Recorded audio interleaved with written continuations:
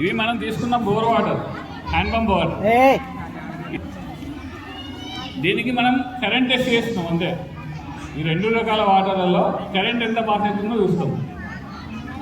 First ఈ hand pump వాటర్లో చూద్దాం.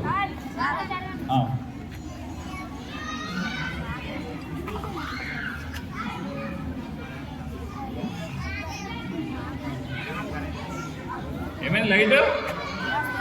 లైట్ వచ్చింది కదా? లైట్ వచ్చిందా?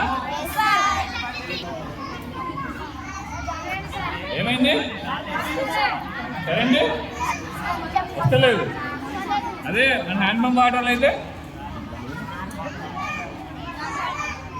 దాంట్లో అయితే కరెంట్ వస్తుంది, దీనిలో కరెంట్ వస్తుంది.